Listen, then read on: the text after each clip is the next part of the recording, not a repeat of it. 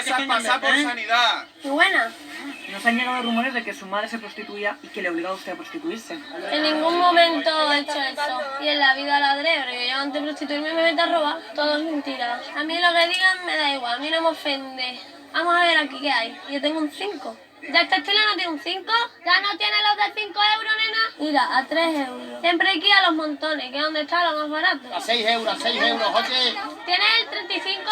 36 más pequeñito. La voy a dejar puesta. Toma, tita, mete esa ahí, que le voy a pagar al hombre. 6 euros. ¿No cómodas? Bastante. ¿Y al precio barato? ¿Qué precio tiene esto? ¿Estos 4? ¿Y las mallas, niña? A 3. Toma, niña, el vestido y el pantalón. 3,7. Ya está. Zapata a 3 euros. Rajoy, te quiero. Mira las peinetas para el rocío.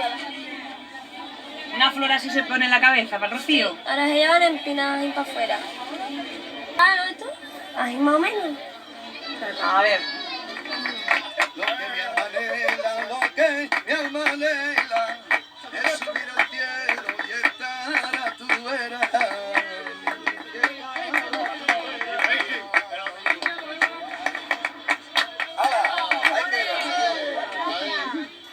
Va como un señor, con la bicicleta. Algo. Puede, te presenta callejero. Y te presento visto. Hola. Callejero. Buenas tardes.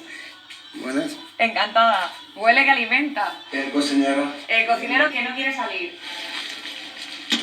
¿Y las cabezas todas estas cosas del pescado para hacer sopa? Vamos a hacer una cosa especial con eso, con una salsa, lechuga y cosas así, y luego del caldo una sopa. Tiene Pan pan, fresca. cebolla. Hay cebolla, todo compro. ¿Entiendes? Sí. Ah, mira, aquí tiene servicio, ¿no? Sí, tenemos. No tenía ninguna cristal. Ya puesto usted los cristales. Claro, A está ver. todo.